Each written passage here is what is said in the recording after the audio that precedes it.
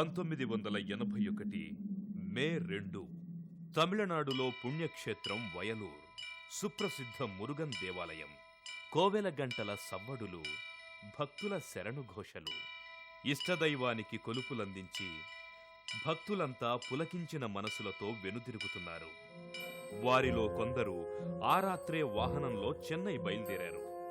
అర్ధరాత్రి 12 గంటలు వాహనం తిరుచి దాటింది. ఇంతలో హఠాత్తుగా పెద్ద శబ్దం,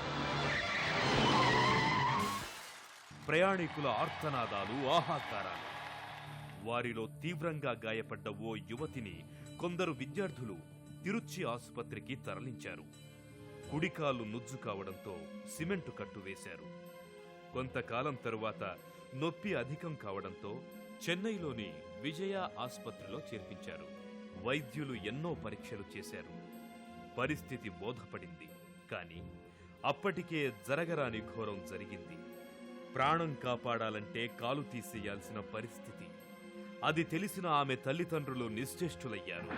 పిడుగుపాటులాంటి నిజం తెలిసిన ఆ యువతి నిర్ఘాంతపోయింది. ఇక నృత్యాన్ని ఎలా చెయ్యాలి, అడుగులు ఎలా వేయాలి, నటరాజుకు కళార్చన ఎలా చెయ్యాలి, ఇలా ప్రశ్నల మీద ప్రశ్నలు, జవాబులేని ప్రశ్నలు. దేవుడా, ఏమిటి పరీక్ష? ఏం పాపం చేశానని ఈ శిక్ష? ఆమె పదే పదే రోదించింది.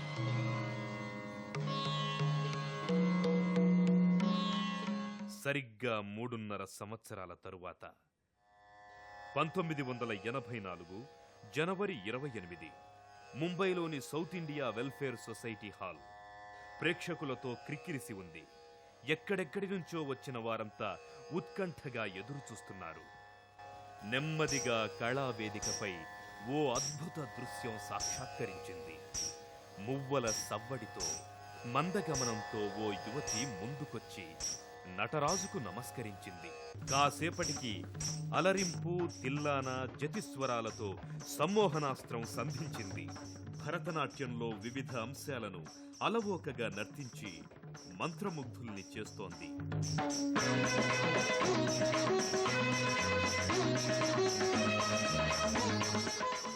అయితే వారి చూపులన్నీ ఆమె పాదాల వైపే. చురుగ్గా కదులుతూ లేడిలా ఎగసిపడుతున్న ఆ పాదాల వంక అమితాశ్చర్యంతో చూస్తున్నారు. ఆ పాదాల కదలికను నిశితంగా గమనిస్తున్నారు.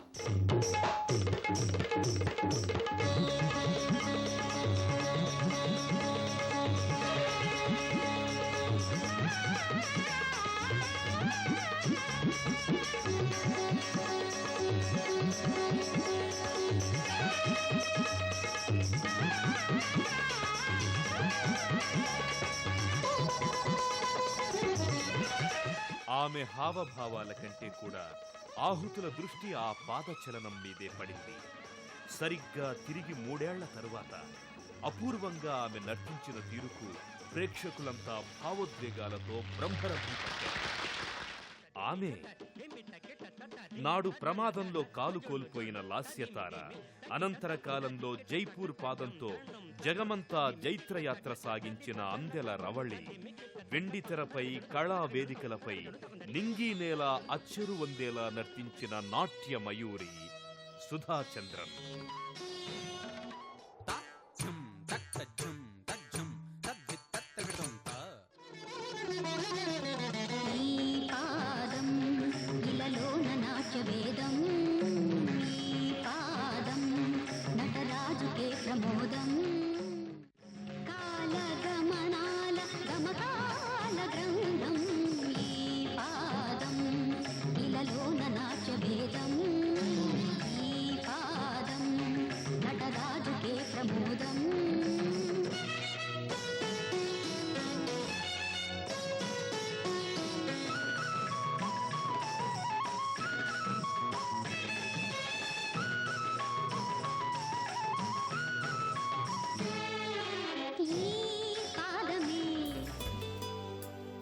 పాదాలకు అభినయ వేదాన్ని నేర్పి వైకల్యాన్ని జయించిన లాస్యతార సుధాచంద్రన్ 1963 సంవత్సరం సెప్టెంబర్ 21వ తేదీన ముంబైలో స్థిరపడ్డ ఓ తమిళ సంప్రదాయ కుటుంబంలో జన్మించారు.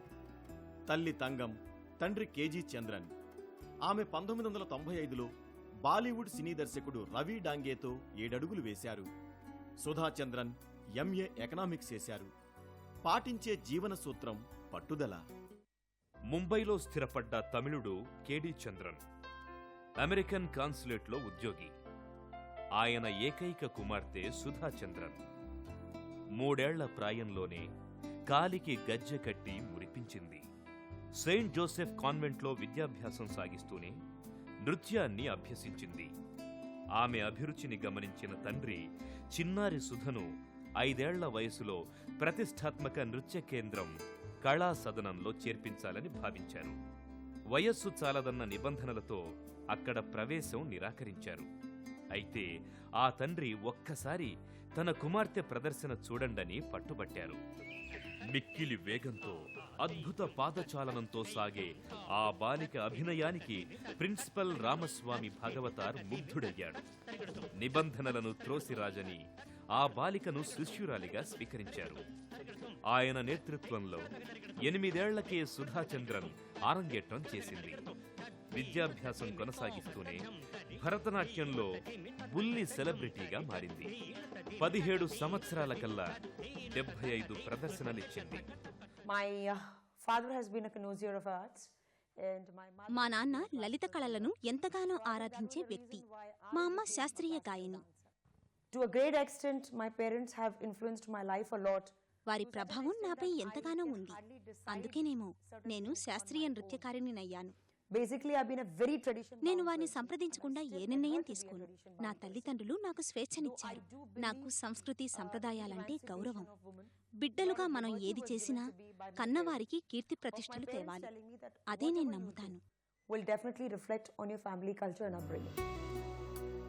ఆ కుటుంబానికి ఏటా తమ ఇష్టదైవం వయలూరులోని మురుగన్ స్వామిని దర్శించటం సంప్రదాయంగా వస్తోంది. ఆ క్రమంలోనే 1981లో ఆ స్వామి సన్నిధికేగి తిరిగి వస్తున్నప్పుడే విధి వెక్కిరించింది. ఇలవేల్పుని దర్శించి వస్తుండగా ప్రమాదంలో కుడికాలు నుజ్జయింది. గొప్ప కళాకారిణి కావాలన్న ఆమె ఆశా సౌధం కుప్పకూలింది. వాస్తవం జీర్ణించుకోలేక, తాను వికలాంగురాలనన్న ఊహను భరించలేక పిడికెడంత హృదయంలో పుట్టెడు బాధను దిగమింగుకుంది. అయితే తల్లిదండ్రులు, వైద్యులు, హితులు, సన్నిహితుల ధైర్యవచనాలతో కొంతకాలానికి మామూలు మనిషయ్యింది. క్రమంగా కోలుకొని క్రచెస్ సాయంతో అడుగులు వేస్తూ తిరిగి ఈ ప్రపంచంలోకి వచ్చింది. అప్పుడే ఓ ఆంగ్ల పత్రికలో జైపూర్ కృత్రిమ పాదాలపై ప్రచురితమైన ఓ కథనం ఆమెలో ఆశలు చిగురింపచేసింది. ఆ సమయంలోనే ముంబై ఒపెరా హౌస్లో జైపూర్ పాదాలను స్వయంగా చూసింది. ఆ అవయవాలకు రూపకల్పన చేసి వికలాంగులకు కొత్త జీవితాన్నిస్తోన్న డాక్టర్ ప్రమోద్ సేథి గురించి తెలుసుకుంది. ఆలస్యం చేయక ఆయనకో ఉత్తరం రాసింది. 4 రోజుల నిరీక్షణ తరువాత సేథి నుంచి పిలుపొచ్చింది. ఆ వెంటనే జైపూర్కు వెళ్ళింది. అక్కడ అమర్చే పాదంతో పాత జీవితం ప్రాప్తించటం సాధ్యమేనా? గత వైభవం సంప్రాప్తించటం జరిగే పనేనా? ఆమెలో ఆశ నిరాశల దోబూచులాటలు, తెలియని భయాలు, సంశయాలు. కాసేపటి తరువాత డాక్టర్ సేథి కొన్ని ప్రత్యేకతలతో కూడిన పాదాలని అమర్చి చూశారు. చివరికి ఫైబర్ కవచం, వల్కనైజ్డ్ రబ్బర్తో రూపుదిద్దిన పాదం ఆమె కాలుకి సరిపోయింది. ఊతకర్రలు తీసివేయించి అడుగులు వేయించారు. ధైర్యంతో ముందడుగులు వేయాలని ప్రోత్సహించారు. అయితే అదంత సాదాసీదా విషయం కాదు. నడుస్తుంటే కాలు చిట్లి రక్తం వచ్చేది. ధారగా కారే రక్తంతో అడుగులు వేసేది. కొన్నాళ్లకు, కొన్ని నెలలకు అది అలవాటయ్యింది. ఆమెలో కొత్త ఆశలు మొలకెత్తాయి. నెమ్మదిగా నృత్యాన్ని సాధన చేస్తే ఎలా ఉంటుందో తలపోసింది. ధైర్యంతో సాహసించింది. ఇక శిక్షణ ఆరంభించింది.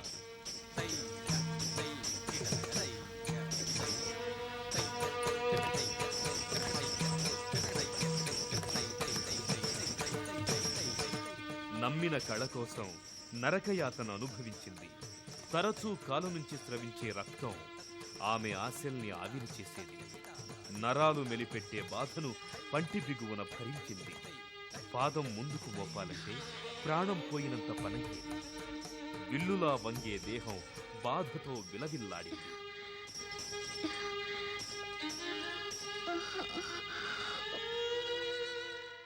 అయినా సాధన మానలేదు.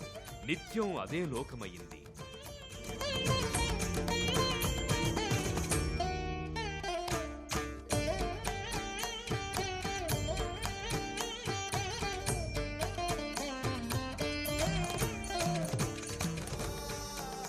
డాక్టర్ సేథీ సమక్షంలో అతడి సలహాలు పాటిస్తూ కాలితో నిరంతర సాధన సాగించింది.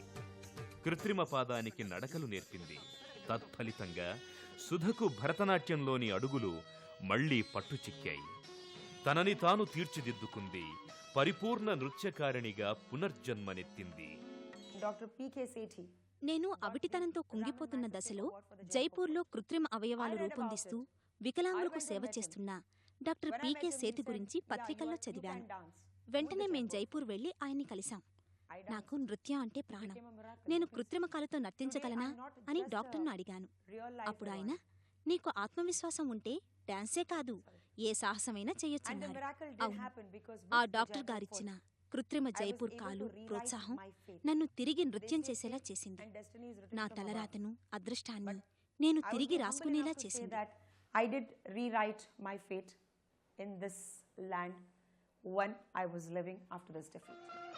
ఎంతో ఆత్మవిశ్వాసంతో 1984 జనవరి 28న ముంబైలోని సౌత్ ఇండియన్ వెల్ఫేర్ సొసైటీ హాల్లో అద్భుతంగా నర్తించింది.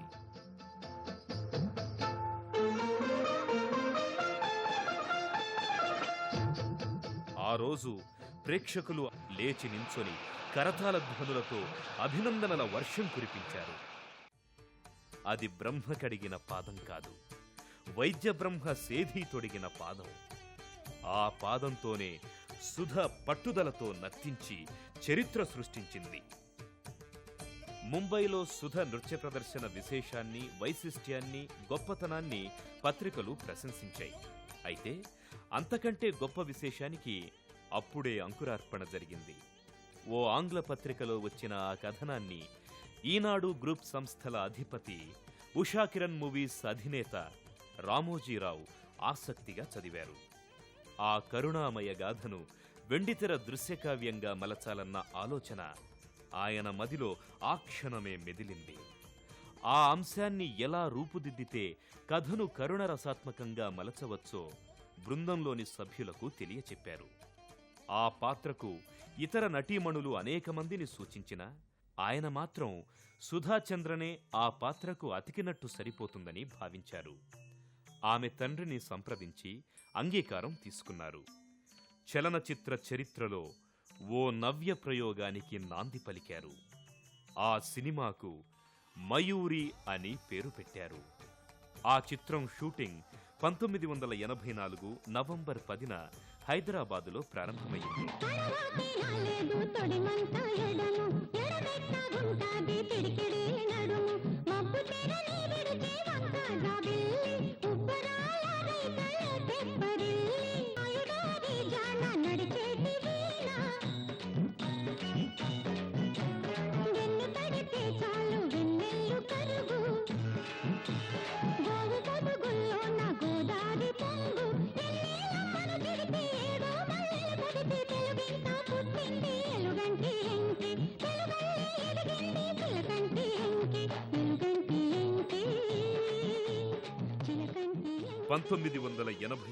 మార్చిలో విడుదలైన మయూరి తెలుగునాట సాధించిన విజయం అంతా ఇంతా కాదు.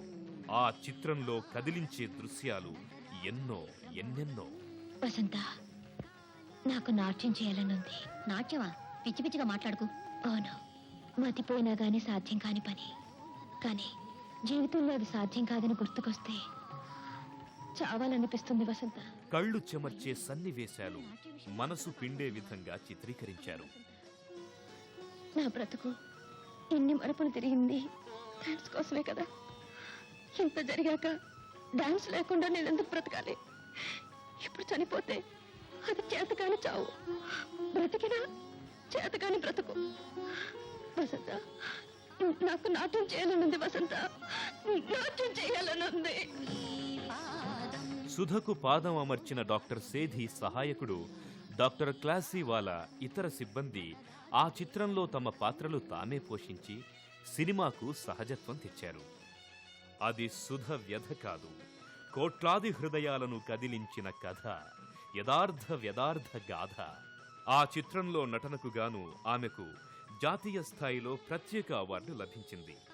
ఆ సినిమా తమిళ, మలయాళ భాషల్లోకి అనువాద చిత్రంగా విడుదలై ప్రేక్షక లోకంపై చెరగని ముద్ర వేసింది. I mean, I'll always be known as the Mayuri girl. ఎక్కడికెళ్ళినా నన్ను అందరూ మయూరి సుధా అనేవారు. There's a film. మయూరి చిత్రం నాకు అంతటి గుర్తింపు తెచ్చిపెట్టింది. అది గొప్ప చిత్రం. దాన్ని మరెవ్వరూ అంతటి స్ఫూర్తితో నిర్మించలేరు. Because I అదొక remember whenever I మహాకావ్యం, go for meetings oh and for సందేశాత్మక functions, చిత్రం. I have జీవితంలో come across so నిరాశతో many ఉన్న people ఎంతో మంది who have said ఆ that చిత్రం చూసి in their lives ఎంతో was ధైర్యాన్ని depression. తెచ్చుకున్నారు. They దాన్ని have నేను purchased వివిధ this film. ప్రాంతాల్లో They have ప్రత్యక్షంగా seen it చూశాను. and today they are leading అలాంటి step వారి by నుండి step. వేల ఉత్తరాలు రోజూ So వచ్చేవి. now I realize the wise step that Mr. Ramoji Rao had taken. కొన్ని లక్షల మందికి స్ఫూర్తినిచ్చే రీతిలో మయూరి చిత్రాన్ని నిర్మించిన రామోజీరావు గారి వివేకమైన ఆలోచన వెలకట్టలేనిది. అది ఎప్పటికీ నాకు గర్వంగానే ఉంటుంది. 1986లో హిందీ భాషలో మయూరిని నాచే మయూరిగా రీమేక్ చేశారు. దానికి తాతినేని రామారావు దర్శకత్వం వహించారు. लेकिन मैं नाचे बिना नहीं मानूंगी, नहीं मानूंगी.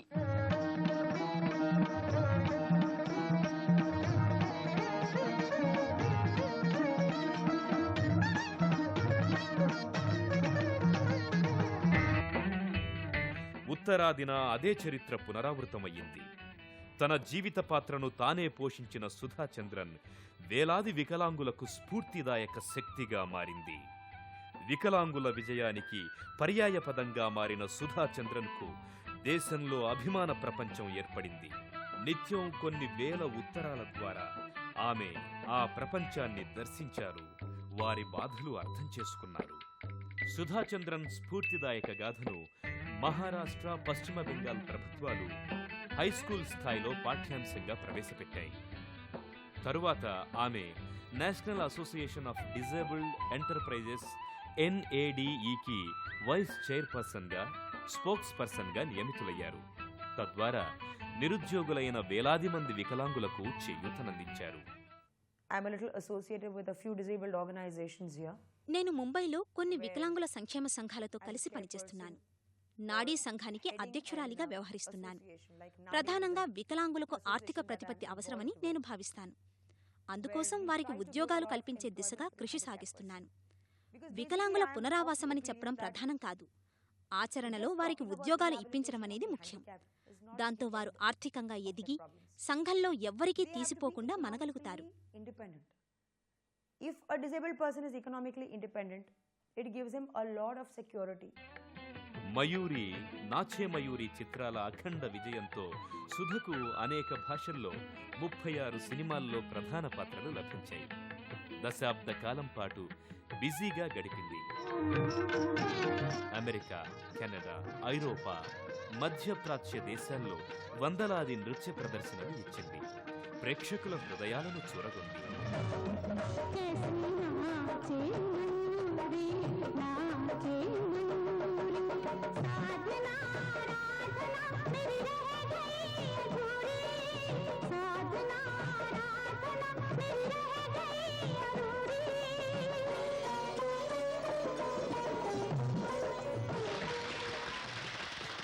అంతేకాదు, వికలాంగుల ప్రయోజనార్థం వందల సంఖ్యలో నాట్య ప్రదర్శనలిచ్చింది.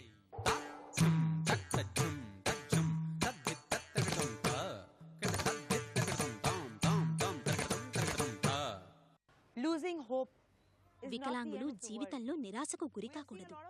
నిరాశ చోటు చేసుకుంటే ఆత్మన్యూనతాభావానికి లోనై ఆత్మహత్యల వైపు మొగ్గు చూపుతారు. ఇలా ఎందరినో చూస్తున్నాం. ఇది మారాలి. ప్రధానంగా వారి కుటుంబాల్లోని వ్యక్తులే వారిని చులకనగా చూస్తున్నారు. దాంతో వారు మరింత నిరుత్సాహపడుతున్నారు. అందువల్ల వికలాంగులను కుటుంబంలోని మిగతా సభ్యుల్లా సమానంగా చూడాలి. అప్పుడే వారిలో సమానత్వ భావం ఏర్పడి ఆత్మవిశ్వాసం పెరుగుతుంది. మహానటులకైనా ఎదురీత తప్పదు కాబోలు. అప్పటికే నటిగా రాణించిన సుధకు క్రమేపీ సినిమాల్లో అవకాశాలు సన్నగిల్లసాగాయి. అతిథి పాత్రలు, చిన్న చిన్న వేషాలు ఆమెకెంతో నిరాశ కలిగించాయి. ఫలితంగా ఆమె బుల్లితెరపై దృష్టి సారించింది. ఈ క్రమంలో సినీ విస్తా కమ్యూనికేషన్స్ అధిపతి సునీల్ మెహతా ఆమెను ఎంతో ప్రోత్సహించారు. ఆయన సిఫారసుతో సుధా సాహిల్ అనే టీవీ సీరియల్లో నటించింది. అయినా అంతగా గుర్తింపు రాలేదు. అనంతరం రాజన్ వాగ్ధారే దర్శకత్వం చేసిన శ్రీమాన్ శ్రీమతి సీరియల్కు యాంకర్గా మెప్పించింది. తరువాత కొన్ని సీరియల్స్లో అవకాశాలొచ్చినా లాభం లేకపోయింది. ఆ సమయంలోనే బాలాజీ టెలిఫిలిమ్స్ అధినేత ఏక్తా కపూర్తో పరిచయం సుధ బుల్లితెర నట జీవితాన్ని మేలుమలుపు తిప్పింది. ఆమెకు ఏక్తా కపూర్ నిర్మించిన కహీ కిసీ రోజులో రమోలా సికంద్ పాత్ర లభించింది. తను నటించే పాత్రలో ధరించే నగలు, బొట్టుబిళ్లలతో సుధ ఓ క్రేజ్ సృష్టించింది. मुझे भस्म हो जाता है क्योंकि मेरा नाम है रमोला सिकंदर. ఆమె నటించిన టీవీ సీరియల్స్ కభీ ఇధర్ కభీ ఉధర్, చష్మే బహద్దూర్, అపరాజిత, యంగ్లు వీక్షకాదరణ పొందాయి. ఆమె డిటెక్టివ్ సీరియల్స్ కమాండర్, మార్షల్లో నటించి మెప్పించారు. బాలలను ఎంతగానో అలరించిన శక్తిమాన్లో నటించి ప్రశంసలు అందుకున్నారు. తనకు కష్టకాలంలో ఆసరాగా నిలిచినవాడు, మనసెరిగి మసలిన బాలీవుడ్ దర్శకుడు రవి డాంగే ఆమె జీవితంలో ప్రవేశించారు. బహుపాత్రధారి సుధా చంద్రన్ నిర్మాత పాత్ర పోషించింది. ఈటీవీ ఉర్దూ ఛానల్ కోసం ఆమె వక్త్ కా దరియా అనే సీరియల్ను నిర్మించింది.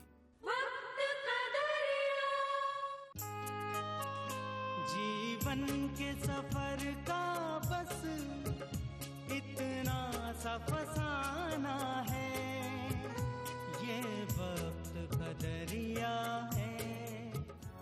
ఆమె ప్రస్తుతం సీరియల్స్లో నటిస్తూనే సమాజ సేవ చేస్తోంది. అనేక రాష్ట్రాల్లో డాన్స్ అకాడమీలను స్థాపించింది. వైకల్యం శాపం కాదు, ఆత్మన్యూనతతో కుంగిపోవటమే పెద్ద లోపం అన్నది సుధ నిశ్చితాభిప్రాయం. Helen Keller taught the world అంధత్వం అంధుల అభివృద్ధిని నిరోధించలేదనే సత్యాన్ని హెలెన్ కెల్లర్ నిరూపించింది. Sudha Chandran through her life అవిటితనం వికలాంగుల అభివృద్ధిని ఆపలేదని సుధాచంద్రన్ జీవితం నిరూపించింది. అంధత్వం, అవిటితనమన్న అంశాలను కర్మఫలాలుగా నమ్ముతాను. అయితే ప్రతి ఒక్కరూ ఆత్మవిశ్వాసంతో ఉండి చిత్తశుద్ధితో ప్రయత్నిస్తే ఏ లక్ష్యాన్నైనా సాధించగలరు. all this in this life. I basically feel one has to have a very positive attitude in life. నర్తకి నటి సుధా చంద్రన్ తీరిక సమయాల్లో టీవీ కార్యక్రమాల్ని వీక్షిస్తారు. వీలు చిక్కినప్పుడల్లా విభిన్న నృత్య రీతులను అధ్యయనం చేస్తారు. నచ్చిన రంగు గులాబీ, మక్కువతో భుజించే వంటకం గోబీ, పర్యాటక ప్రదేశం తను నివసించే ముంబై నగరం. స్ఫూర్తిదాత తనకు నటిగా జన్మనిచ్చి లోకానికి పరిచయం చేసి లక్షలాది మందికి స్ఫూర్తినిచ్చే చిత్రాన్ని నిర్మించిన ఈనాడు గ్రూప్ సంస్థల చైర్మన్ రామోజీరావు. ఆమె ఆత్మవిశ్వాసాన్నే ఆహార్యంగా ధరించిన నాట్యమయూరం, స్ఫూర్తి గీతం. సొంత కాళ్లపై నిలిచింది తప్ప సానుభూతిపై జీవించలేదు. ఆశావహ దృక్పథంతో లక్షలాది వికలాంగులకు సముద్రమంత స్ఫూర్తినిచ్చింది. శిఖరమంత కీర్తితో తన జీవితమే ఓ సందేశమని సగర్వంగా చాటుతోంది.